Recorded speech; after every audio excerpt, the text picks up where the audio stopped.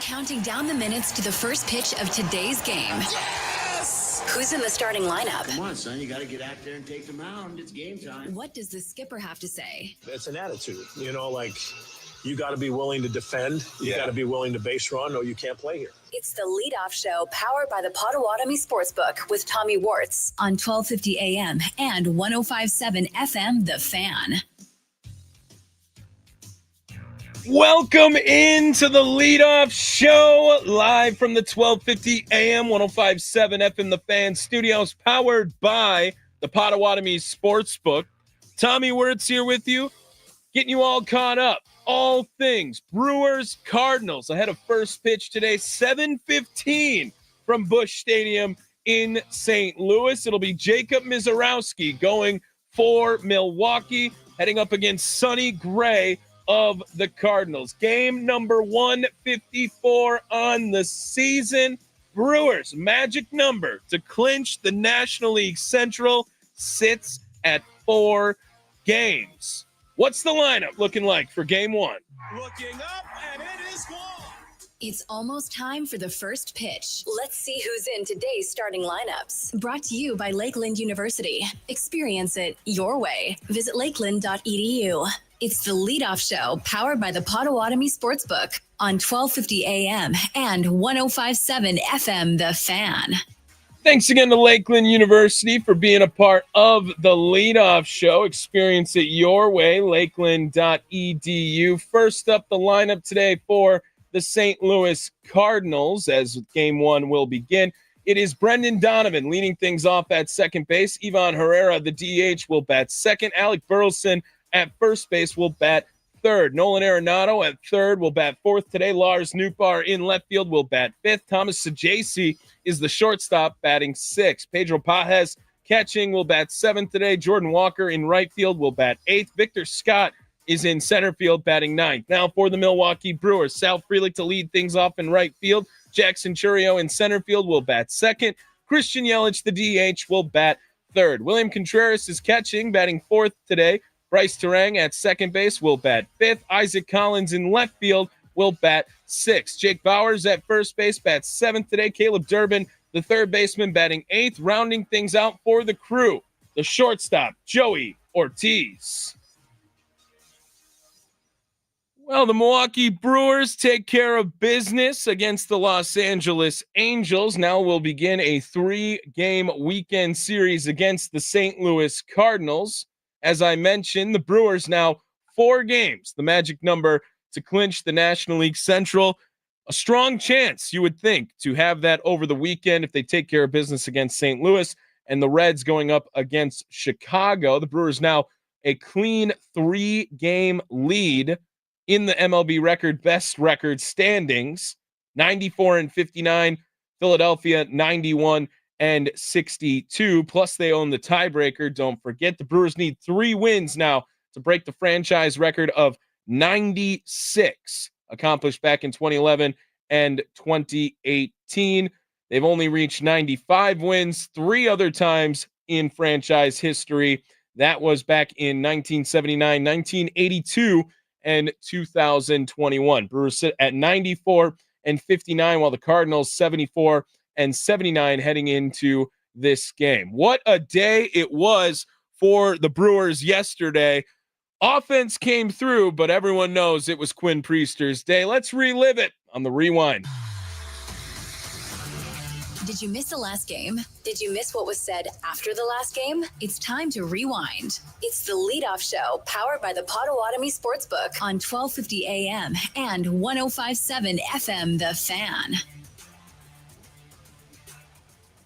Quinn Priester was on the mound for Milwaukee yesterday, and he was going up against, Yusei Kikuchi on the other side for the Brewers and Angels. In the first inning, Quinn Priester struck out the side. He did that again in the second inning. Thought that maybe this guy, he might just strike everyone out today. Well, it was 8 of his first 9 batters faced. The Brewers, however, on the offensive side, unable to do anything either. They would get their first run in the 4th inning thanks to an infield single from Caleb Durbin. Later on in the contest, Durbin in the 6th inning would give the Brewers tie it up, rather, after 2 runs were given up from a Luis Rengifo homer in the 5th inning that brought 2 runs across. Caleb Durbin, a nice RBI single after his first one to tie things up in the 6th. And that one's into left center, a base hit. This game's going to be tied.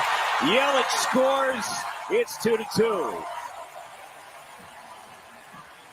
Highlights courtesy FanDuel Sports Network. The Brewers would get some help on the defensive side in the 7th inning. There were 2 outs, and we saw Chris Taylor get a taste of his own medicine thanks to Blake Perkins on this sliding grab. And Taylor to left center. Perkins will run it down with a slide. Not this time for Chris Taylor in this ballpark. He's Blake Perkins. Takes 2 runs off the board for the Halos. You love when it ends the inning and you get a little nice bumper music on the way out to the, again, highlights courtesy FanDuel Sports Network. Great play in the 7th inning there from Blake Perkins to keep the game tied. A couple runs definitely would have scored. Bryce Terang doing what he does. The mailman, always deliver. That's a bullet in center and down. Churio will score. Terang digging for 2. He's there, and the Brewers have the lead. That was after a ground rule double from Jackson Churio to lead the inning off. Bryce Terang drives and a run, makes things 3-2 in favor of Milwaukee. After William Contreras' walk, there's 2 men on. Christian Yelich gets to 100 RBIs. Yelich, left field. It is deep, and it is down off the wall. Terang scores. It's an RBI double for Yelich. Number 100 for Christian Yelich. 100 RBIs for the first time since 2018 for Christian Yelich. A sac fly from Andrew Vaughn would make things 5-2 after the end of the 7th inning. That would be the final score in this game for Milwaukee as they would defeat and sweep the Angels 5-2 yesterday. The win to Aaron Ashby, the loss to Luis Garcia. Quinn Priester, a shame he doesn't get the win for his day, became the first pitcher in Brewers history to strike out the first 6 batter he faced in a game. That's crazy. The previous high was 5 by Brandon Woodruff back in 2023. The game was the 3rd of his career in which he had 10 strikeouts. Last did it against the Dodgers back in July. The Brewers have won each of his last 19 games in which he has pitched in. This includes 16 starts. That's the longest winning streak for any starting pitcher in franchise history. The previous record was 12 straight wins made by Corbin Burns. This also marks the longest winning streak in the majors by a team for a starting pitcher since the Dodgers won 16 consecutive games pitched by Clayton Kershaw back in 2017. If you date it back to games in which someone has pitched in general, whether it is relief, and even when Quinn Priester was coming in for relief, it was the opener, right? It was always going to be an opener for Quinn Priester in the beginning stages of this. 20 games. The last time that happened, 2001. Roger Clemens. Ever heard of him? Not a Hall of Famer because he cheated, but that's all right. Different. 24th consecutive outing across his last 25 games for Abner Uribe, who came in for relief, and Jared Koenig, his second save on the season since the start of July. Koenig has a 1.69 ERA in 26 and 2/3 innings, 5 earned runs, 31 strikeouts for Jared Koenig. After the game was over, as I said, well, first I'll hit this, I guess. Who was the MVP of the last game for the Crew? Who stood out the most? Let's find out. It's the Leadoff Show, powered by the Potawatomi Sportsbook on 1250 AM and 105.7 FM. The Fan. Quinn Priester's final line in the game. He went 5 2/3, 3 hits, 2 earned runs, 2 walks, 10 strikeouts. Did give up that homer to Luis Rengifo, but then afterwards as well, bullpen really picking him up. Aaron Ashby, 1 1/3, no runs, 2 hits, a hit for Abner Uribe in the 8th inning, but no runs. And Jared Koenig gave up a hit as well, but no runs in the 9th inning to get his second save on the year. Pretty easy MVP of the game. Quinn Priester. He spoke to the media afterwards as well. Here is Quinn Priester after dominating the Angels in Game 3. Straight strikeouts, and it was on everything. What what were you able to establish right away? Kind of everything. Like, I thought we did a really, really good job with the, sinkers and cutters early. Sinker was really good to the back door to all the righties that they had. And then, the cutter was working, up and off of that. And then the breaking balls were just really well executed under the zone. And, when we have all those things working, the fastballs are commanded and then the breaking balls are under, usually good things happen for us. They were showing you after some of those innings, and it was pretty intense. Is that the normal level of intensity between innings, or was it something extra today? I take into every game is the job is 6 innings, 7 innings. So having 2 good innings doesn't mean anything, because, you saw in the 5th inning, it was a walk, and then the next hitter was a homer. And like, that's, in 2 hitters, I felt like 1 through 4 was probably the best stuff I've had this year. And then that's how quick things can happen at the big league level. So it's definitely an attempt to stay, just, get the next out is kind of what I always tell myself in that moment. Just get the next out until Murph comes and gets the ball from me, or Jim or Cookie tell me I'm done. And until then, it's kind of like you can go 2 hitters in a row and kind of lose something. It was pretty neat there. So, I just try to stay in that same mentality of getting the next out until, the ball's out of my hands, and then it's time to relax, have some fun.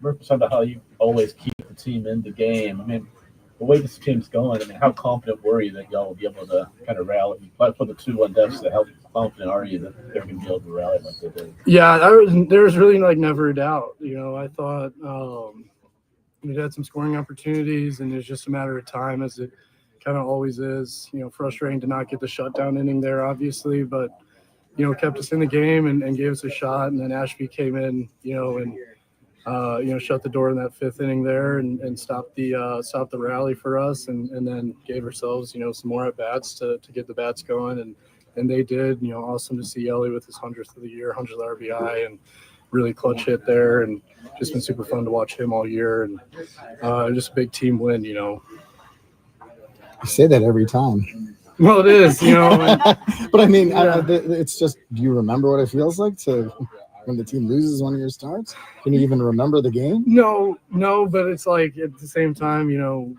I'm still invested in games that I'm not pitching. So I know what it feels like when we're in here and we're not listening to music, having a good time. And, just because I'm not pitching that game doesn't mean I'm any more or less frustrated. Certainly, in a game that they don't have the best stuff and don't keep us in it, I'll be more frustrated myself, a little more quiet. But, it's a team game. They've picked me up all season. And then there's games like today where, I can help out, more than normal. And like you said, it's just it feels just like a matter of time before the bats get going. As long as it's close, everyone's confident up at the plate. It's kind of that we're just one big swing away, rather than, we need to chip away here. We need a lot of good things to go our way. Like when we're within 1 run, we just need one good swing and shoot, and it can start everything. So just staying right there, keeping ourselves in the game and getting the guys in the dugout. You mentioned the cutter and how that's played for you tonight. How was that pitched at all throughout the season for you?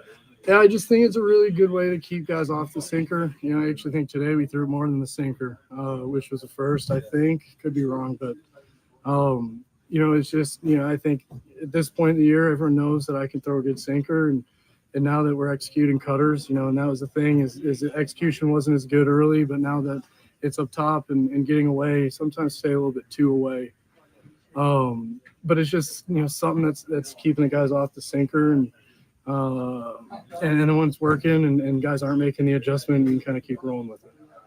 What were you feeling though after 3 innings, knowing you had struck out 8 of those 9 guys? I mean, what goes through your mind at that point when you've gone through the order and done that?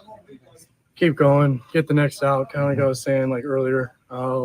It's hard. It's easy to kind of go out and be like, oh my God, I got a chance to do this and that. And I think it's only human, natural to think those things, because there's things that cross through the mind, but then it's like, let's get that out, let that pass through and get back to getting the next out. And kind of like I said, 3 innings isn't the job. The job's, 5, 6, 7, 8 innings. And until that's done, it doesn't matter how many guys strike out. We need to stay out of our bullpen and keep the game going.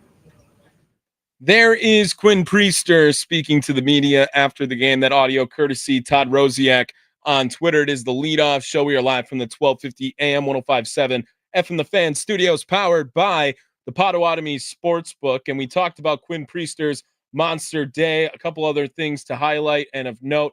As we just heard from Quinn Priester, he gave some love to Christian Yelich for his first 100 RBI season since 2018. So it is his second most RBIs ever in a game. Caleb Durbin stays hot. He went 2 for 3, had 2 runs driven in yesterday. Recorded a hit in 7 of his last 8 games now, including 5 multi-hit games over that 8-game span that we just talked about. 444, 630 slugging percentage. That's a 1.17 OPS for Caleb Durbin in that stretch. 545 on base percentage, literally over half the time getting on base too, as the Brewers sweep the Angels' 12th sweep of the season, 94-59 on the year. After the game was over, the manager, Pat Murphy, as well, speaking to the media, proud of Quinn Priester. Love to everyone, though, of course, from the manager. Here is Pat Murphy after the game.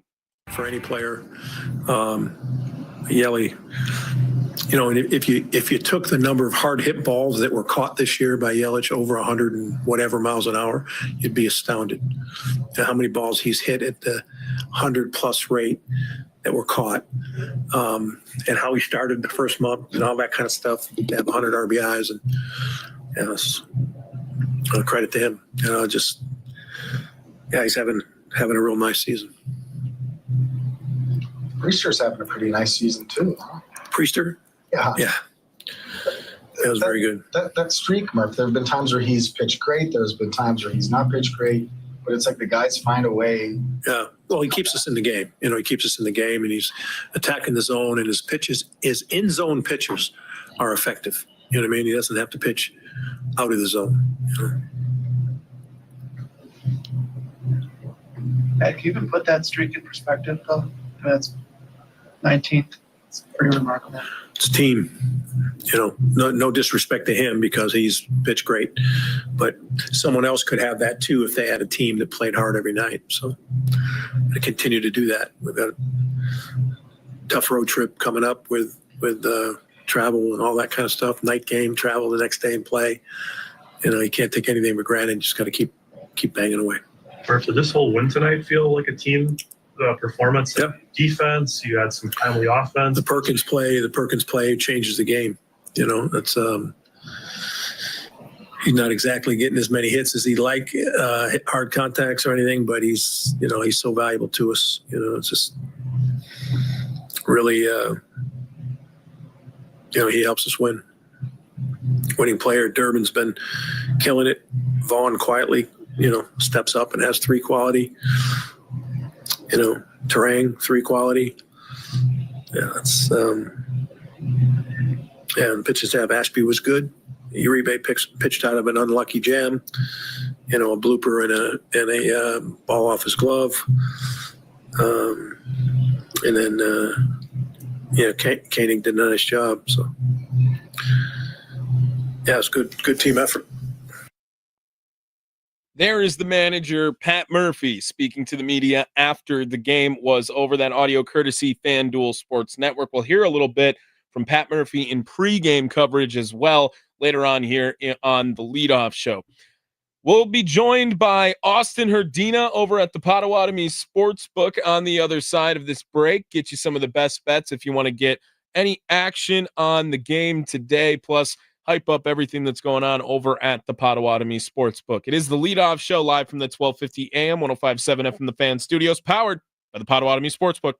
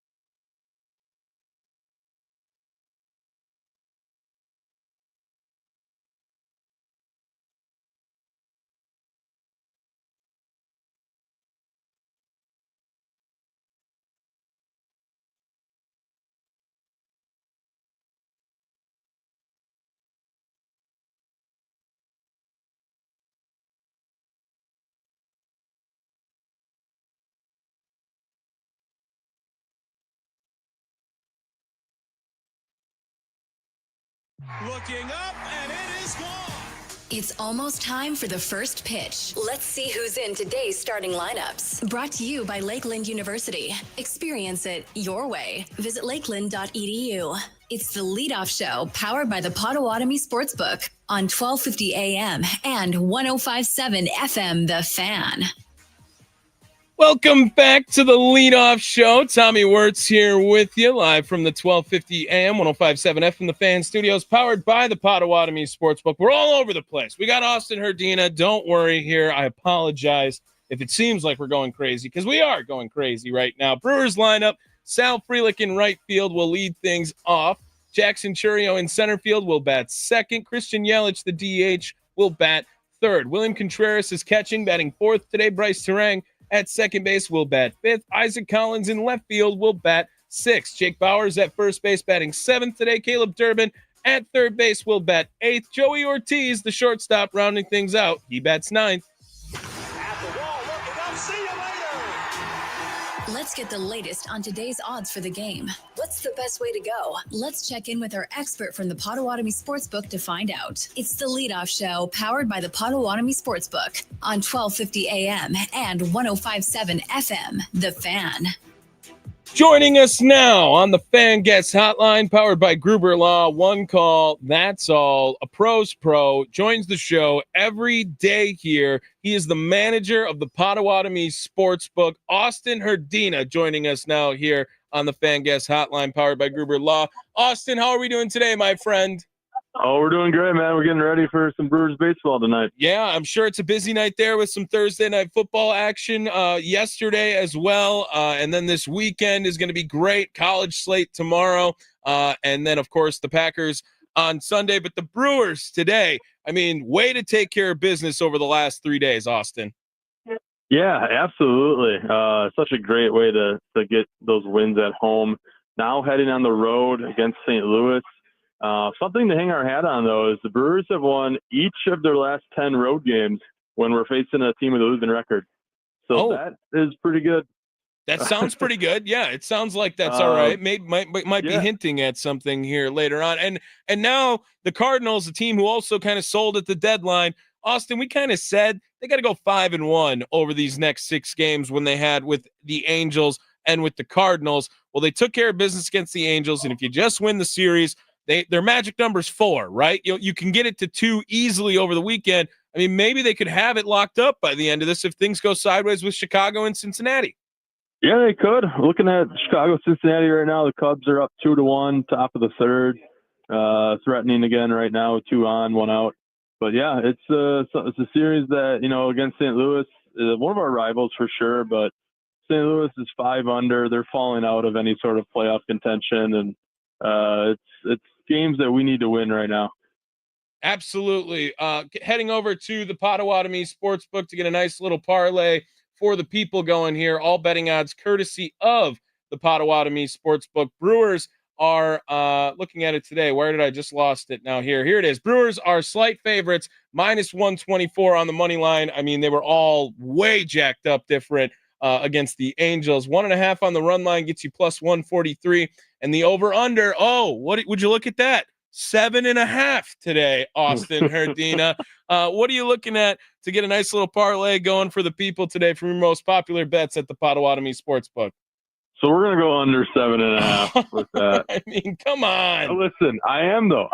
I've always been a Sonny Gray guy. I think Sonny Gray is still a good starting pitcher in baseball. Ms. Zarowski, I think he's going to come through for the under as well, and for the Brewers. So give me the under 7.5. Give me the Brewers on the money line. And Churio, he's got to get a hit. I like him to get at least 1 hit. So you put those 3 together, it's +390 for the parlay for the people today. Parlay for the people, +390 with a Churio hit, the under of 7.5 and Brewers money line. I just want it on your radar. That's all I'm saying is 7.5 seems to be a number in which the over hits quite a bit, and not necessarily when it's 6.5 it's going to hit, or when it's 8 it's going to hit. I just see 7.5 and I immediately am like, dude, the over hits every time it's at that number. But we'll take the under today. Money line for the Brewers. Jackson Churio over a hit, +390 again, courtesy of the Potawatomi Sportsbook. Austin, what else is going on over there? I know you had some news about some rescheduling in there from when we were talking with the Charles Oliveira event. And plus, there's plenty more coming in the recent future that people need to be excited about over at Potawatomi. Yeah, APFC, it got rescheduled to November 2nd. Any tickets that anyone had, still good for the November 2nd event. That's going to be pretty exciting with Charles Oliveira coming. And then another exciting thing is here in our restaurant in the Sportsbook, starting tomorrow, we have a new special on our menu. We're selling a brat. It's a brat, like a brat platter with some sides and stuff. It's just, when you're watching games, sometimes you just want a brat. Oh, right? Yeah, completely understand. Completely understand. That'll be awesome. I know that you guys have football this weekend. I'm sure that it's busy to try to book anything when it is so close to it. But if people do want to book so that they can get set up in the Potawatomi Sportsbook to watch some of these awesome events that you got going on, how might people do that? You head to Potawatomi.com, click on Sportsbook and then reservations. You'll see the date choices and then the different type of seating options you'd like. And you're putting money down towards your deposit. So that money you're putting down goes towards food and beverage for the day. Something else I want to get on people's radar too is this Monday night.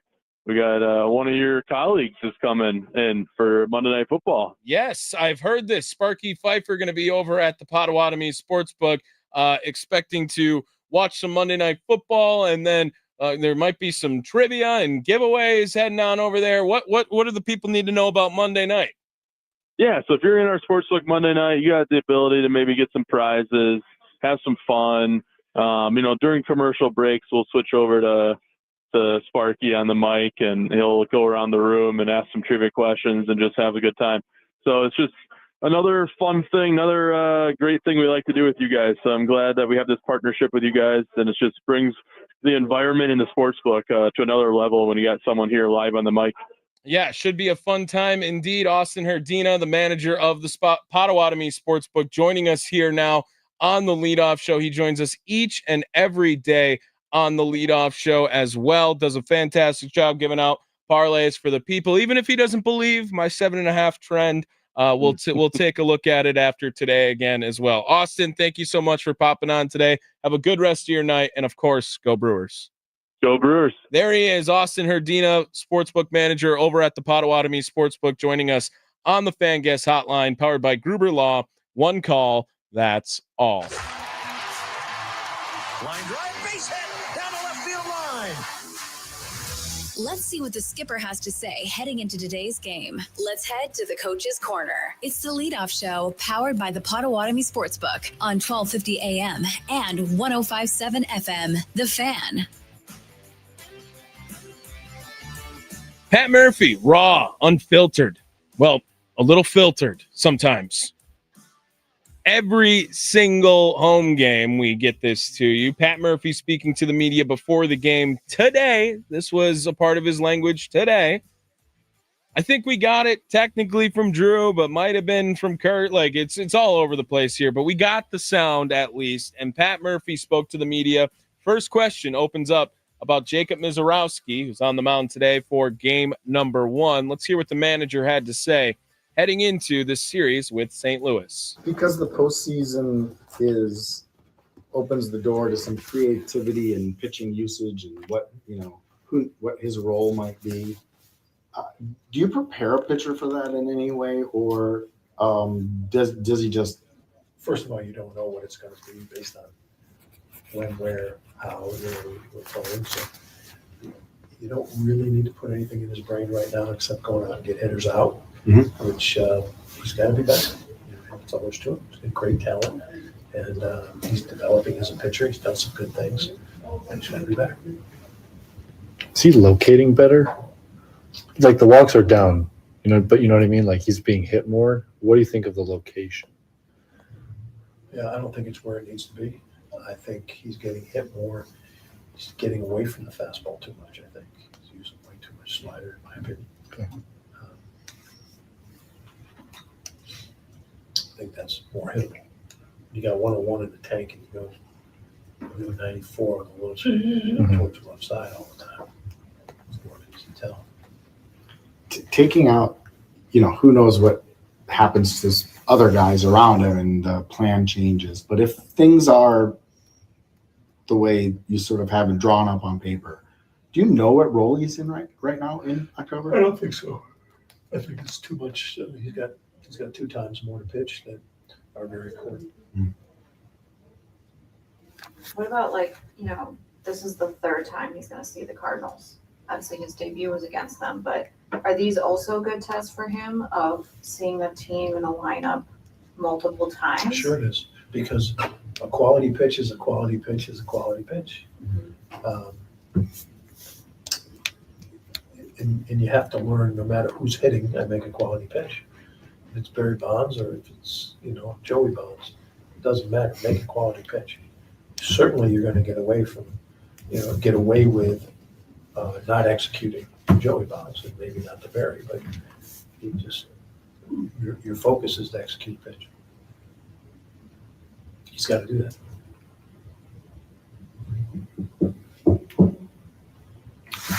It's been a fascinating season. You called him Forrest Gump, and it's turned out to be, even just the way he's, it's not all smooth sailing.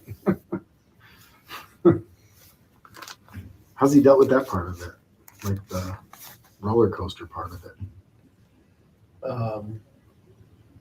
I think as well as expected. I think it's good for him to go through it. It's hard to watch sometimes, it's hard to watch him go through it because you want to grab him and you want to tell him, hey, Miz, I swear to you, this is going to pass, but focus on these things.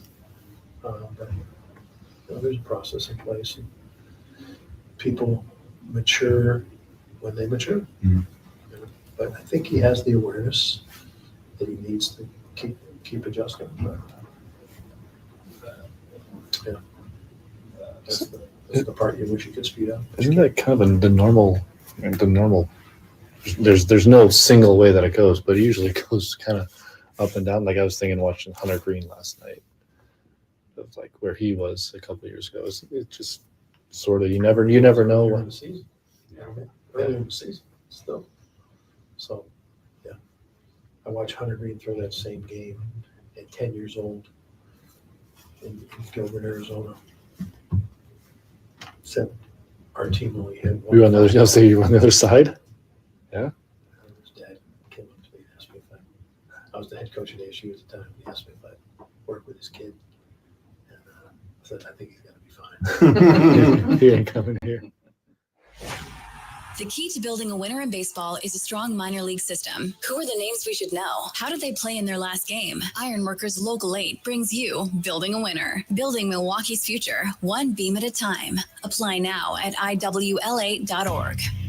Yes, time for another Building a Winner feature presented by Ironworkers Local 8. Thanks again to Ironworkers Local 8 for being a part of the leadoff show all season long. I've been hyping it up. So I guess we run out of time to talk about something for building a winner. Yeah, I'm going to make my top 20. I'm going to make a top 20 prospect list next week.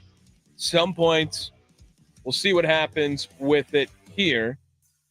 Let's get into what happened yesterday in the minor leagues. We always start things off with AAA. Nashville Sounds. Nashville yesterday. Brandon Lockridge, 4 for 4 in the contest. He had a double, 4 RBIs in the game. Anthony Siegler was 2 for 6. Eric Haas was 2 for 6. 2 for 4 from Jefferson Cuero. What happened in this game? Yeah, the Sounds won 15-4 over the Louisville Bats. Lockridge was 4 for 4 with a double, 4 RBIs, 2 runs scored. It's AAA Nashville won. Lockridge in his last 6 games, now 462, 500 on base percentage. He's 12 for 26 with 3 doubles in that time. I have a feeling that Brandon Lockridge is going to be on that October roster. At least in the first series, you think of the pinch runner situation. I know they have a luxury of speed, whether it is, Monasterio or Blake Perkins coming off the bench. Just seems like so pinch runner in October to me. I couldn't imagine seeing him go anywhere else. Carlos Rodriguez is going to pitch tomorrow. Rhett Lauder is going to go for the Louisville Bats. He's on a rehab assignment currently right now, as the Sounds will move on to the next game here against Louisville as they will head into a weekend. Biloxi Shuckers. Yeah, the Shuckers. Oh, I'm so sorry. That's going to sound weird now. There we go. Here it is. Biloxi yesterday, their season came to an end. They lost to the Montgomery Biscuits in the postseason as their season now wraps up. They lost 4-2. Jaron DeBerry, 5 2/3. Jesus Mate did have his first homer at the AA level in the game. Blake Burke went 2 for 4. Cooper Pratt was 2 for 4 as well. But that's it. Game 2 of the Southern League Divisional Series goes to Montgomery. The Shuckers qualified for the postseason for the 5th time since 2015 and for the 2nd consecutive season. However, that was it. It's over. That's a wrap now. AA Biloxi also done. We just have 3 games left of Nashville Sounds. Kind of sad that that'll be it when we got no more games to talk about on a completed basis. Everything's already else wrapped up. Biloxi Shuckers done. 2 more games of Nashville against Louisville. And that's going to be it for game recaps on Building a Winner. This Building a Winner feature presented by Ironworkers Local 8, building Milwaukee's future, one beam at a time. Yeah, next week. I'm not sure. Should I have it ready by Monday? Maybe I can do it over the weekend. I think it should be all right. But next week, let's do it. I'll do a top 20 prospects that I'm excited for after covering them all season long, and it'll wrap up this weekend. Top 20 prospect list. I got it. I'll do it for you. Coming up, we're going to talk to Drew Wagner, Forbes Sports, pick his brain a little bit about today's action against the Cardinals and how things wrapped up with the Angels yesterday after Brewers took down Los Angeles 5-2, completed the series sweep, and now head to St. Louis for a 3-game weekend series. It is the leadoff show live from the 1250 AM, 105.7 FM, The Fan Studios, powered by the Potawatomi Sportsbook.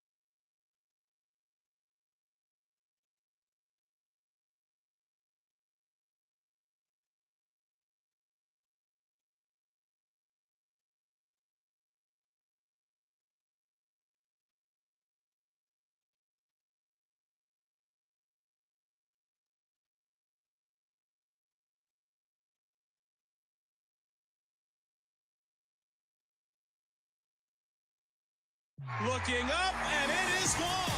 It's almost time for the first pitch. Let's see who's in today's starting lineups. Brought to you by Lakeland University. Experience it your way. Visit lakeland.edu. It's the leadoff show powered by the Potawatomi Sportsbook on 1250 AM and 1057 FM, The Fan. Welcome back to the leadoff show. Tommy Wortz here with you live from the 1250 AM, 1057 FM, The Fan studios, powered by the Potawatomi Sportsbook. Before we get over to Drew Wagner, Forbes Sports, one more time, Brewers lineup today in case you missed it earlier in the show. Sal Frelick in right field to lead things off. Jackson Churio in center field will bat second. Christian Yelich, the DH, will bat third. William Contreras is catching, batting fourth today. Bryce Terang at second base will bat fifth. Isaac Collins in left field will bat sixth. Jake Bauers at first base batting seventh today. Caleb Durbin at third will bat eighth. Joey Ortiz, the shortstop, rounds things out, batting ninth for the Crew. What's the latest on the Crew? Let's go inside the clubhouse with Drew Wagner of Forbes Sports on the leadoff show, powered by the Potawatomi Sportsbook on 1250 AM and 1057 FM, The Fan. Inside the clubhouse is brought to you by Focus Baseball. Join their fall mini camps at focusbaseball.com. Joining us now on the Fan Guest Hotline, powered by Gruber Law. You can find his work at Forbes Sports. You can find his series preview for the Cardinals and Brewers on the Fan, Milwaukee.com, and you can follow his Twitter page at by Andrew Wagner. It is Drew Wagner joining us here on the show. Uncle Drew, how are we doing tonight, my friend? Well, I know how you love Uncle Wag's Fun with Numbers, not brought to you by Schlitz Beer. Okay. Tonight, I'm going to bring you Fun with Useless History with Uncle Wags, not brought to you by LaRue Blackberry Brandy. Okay, I love history. I credit this to my longtime close personal friend, Kevin Conway, who must have nothing better to do with his time now that his awesome sons, Ben and Charlie, are back in school or napping. But this is today in history. 22 years ago today at Miller Park, at age 40, Randy Johnson hit the first home run of his career. He hit that home run off Doug Davis of the Brewers. The only hitter, Davis allowed 2 career home runs to pitchers. That one to Johnson and to our other old friend, Giovanni Gallardo. Giovanni was the only pitcher to ever homer off Randy Johnson, and Randy Johnson hit his only home run off Doug Davis. So there you go. Interesting. Drew Wagner, Fun with History. I'll get one back to you. When I saw that today, I thought, well, who is the oldest player to hit their first career home run? And then I remembered, and that sparked something in my head. Do you know the oldest player to hit their first career home run? No, I don't. Bartolo Colon, remember in San Diego? Yeah, I know. Yeah. I mean, just Fun with History back and forth here. Incredible that Randy Johnson's only career homer is at formerly Miller Park at the time, now American Family Field. That's so cool. You obviously got to watch him pitch at those, in that time there, Wags. Was he just as much of a freak at that time? I'm not talking about where I get to see Randy Johnson on the Giants and stuff here, but I wasn't really. No, I mean, he was as good as it gets. Yeah. I mean, you watched him. I mean, that was a game that you consider, buying a ticket for. Even at that point, he was entering the second half of his career, but he was still dominant. He still came in and mowed you down. And, even from the press box, you could tell the guy was just an imposing figure on the mound. And then you imagine him, hurling balls at you at 97, 98, 99 miles an hour, man. He was just impressive as it gets. Well, and I bring that up because as far as a height comparison, the Brewers rocking with Jacob Mizorowski on the mound today. And I don't know if he has the imposing figure necessarily, but maybe that potential in the future. Drew, he has struggled a little bit in the second half, not a little bit, a lot of bit in the second half. And continuing to ask Pat Murphy, thank you for sending over pregame sound in St. Louis even. I know you're not there, but you still got it to us. To get Jacob Mizorowski to find this confidence again and to find that young guy enjoying the moment every time he's out there, Does he still have that opportunity to present that so that he thinks that, hey, you know what, that'll translate into October right now? Because from what it sounds like, Pat Murphy's still not sure about that decision. But do you think he can still win him over with these next couple of starts? Yeah, absolutely. I mean, there's always time. Listen, the way it's shaping up right now, Mizorowski is going to have to pitch in the playoffs, more likely than not. The injury to Quintana kind of simplifies that decision-making process.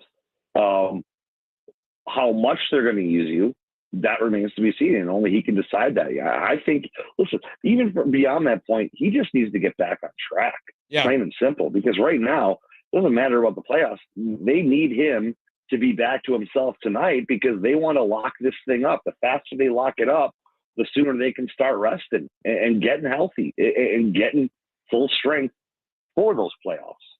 Drew Wagner joining us here on the Leadoff Show. Follow him on Twitter @by Andrew Wagner. Drew, I have your article up. You did a great job, series preview for the Milwaukee Brewers, and I don't want to spoil too much of it, but I went down to, perfectly, you have by the numbers in there, and there was one number that I wanted to point out, Drew, and I want to know how concerned you might be with this number down the stretch. The home run number, right? It's at 162. That's 7th in the National League right now. And there's another number I have for you, as when we did some deep dive and digging into the process, there has not been a team since the 2016 Cubs, Drew, to win the World Series, excluding the 2020 season, that has not reached 200 homers in a year. And I know that's looking way far down the road. And the year of 2016, when the Cubs won it, Drew, they hit 199 home runs. So let's call it 200. The Brewers are not going to get to that number, no matter how great the power stretch has been in the second half. Power, are we concerned about this at all in the translation to how Brewer ball is played now into the postseason? I mean, we've been hearing it all year, right? The Brewers don't have enough slug. They don't hit enough home runs. This isn't sustainable. They can't play this kind of baseball in the playoffs. Whether they can or can't, it's what they have to do. Yeah. They're not going to suddenly go out and become a power hitting team. Who knows? Maybe they've got the formula and they're good in that. The whole pitching and defense doesn't parlay over. Yeah, it does. It's going to have to. It's the only way they have. Murph said this isn't so much as a plan or by design. We play like this because of necessity. That's who they are. That's how they've gotten to this point. And let's face it, were it not for that one swing by Pete Alonso, the pitching and defense would have worked. Of course, they did get 2 home runs in that game, so that did help. But that's how they won. That's how they're going to have to win. And I think we're paying too much attention to those numbers. Okay. All right. Well, I mean, there are good numbers that really favor the Brewers that probably help translate to postseason success too. 261 batting average is first in the National League, and the 334 on base percentage, also the best in the National League. Number 1 ERA in the National League too. I don't want to spoil too much else. You want to read up on that, go to thefanmilwaukee.com.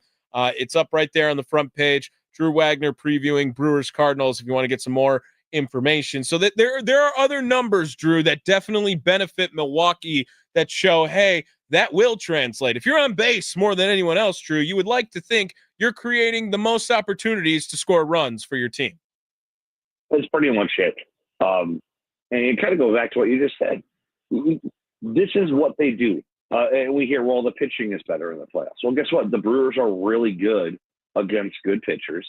They're good at not chasing and not trying to force themselves out of the comfort zone. Like, I think this offense, I think, can do some damage here. They've shown they can hit for power. They're just not chasing power. Well, and Drew, I think that's really been part of the Brewers' identity too this year, is that they are going to embrace themselves, right? And it's not about trying to be the best team in Major League Baseball. It's about trying to be the best Milwaukee Brewers team they can be, and they've done a great job at that, Drew.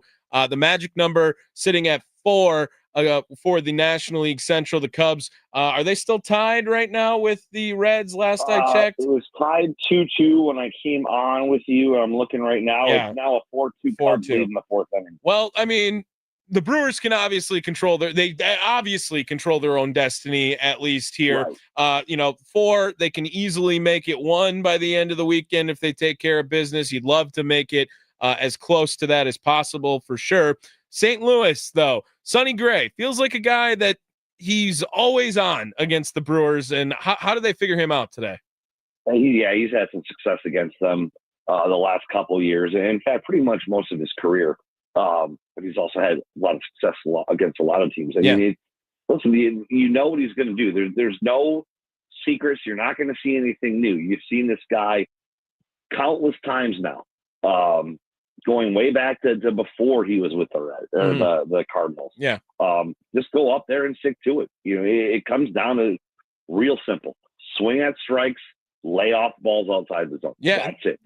That's all it is. They've done a great job at working counts when they get these homers too. Like, really, just your argument of home runs are thrown, not hit, was like, I love to admit when you're right, but sometimes it pains me because I know there's so many people rooting for you to be wrong here. Sometimes true, and I just want to make sure that I'm on the right team. Imagine who? Yeah, right. Let's look at Suarez. We should have done like a Suarez update every single day during this stretch, Drew. Like, just right at the end of our segment, like, why not check in on what Eugenio Suarez was doing to see if anything would have turned out differently? Turns out we looked pretty good on that one. Drew, have a good rest of your night, my friend.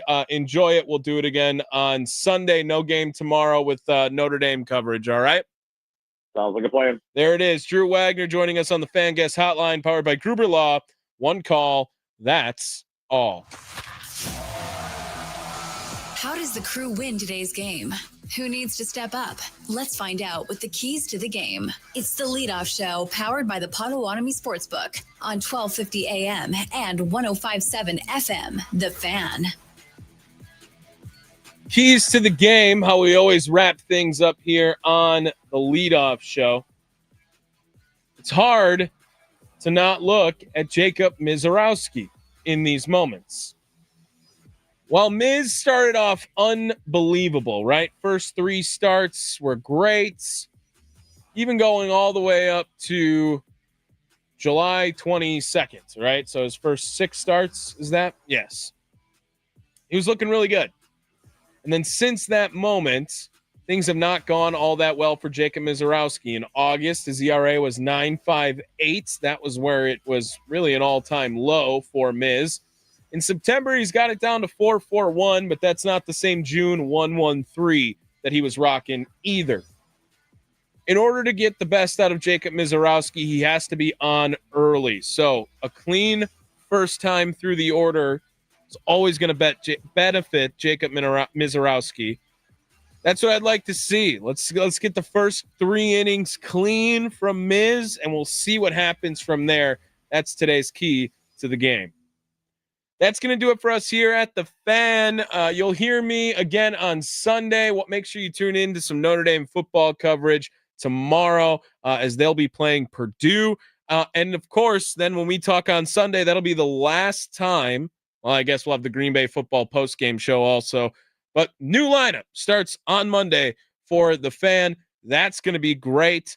6 a.m., Trevor Thomas, Josh Albrecht, Inside Wisconsin Sports. 9 a.m., another Packer joining the team here. John Kuhn, Rami Makloff, Brandon Snide producing the program. It'll be 9 to noon with John Kuhn, the Mason Crosby Show, the show I work on a daily basis with the Packers' all-time leading scorer, moves from noon to 2 with Mitch Thunder Nellis, of course, and then Wisconsin Sports Daily, served up by Wendy's, 2 to 5 weekdays here on The Fan. Brewers Cardinals setting up for game 1 of a weekend series. Jacob Misiorowski on the bump for Milwaukee, going up against Sonny Gray of the Cardinals. It is the Leadoff Show, live from the 1250 AM, 105.7 FM, The Fan Studios, powered by the Potawatomi Sportsbook. Don't forget, send them home.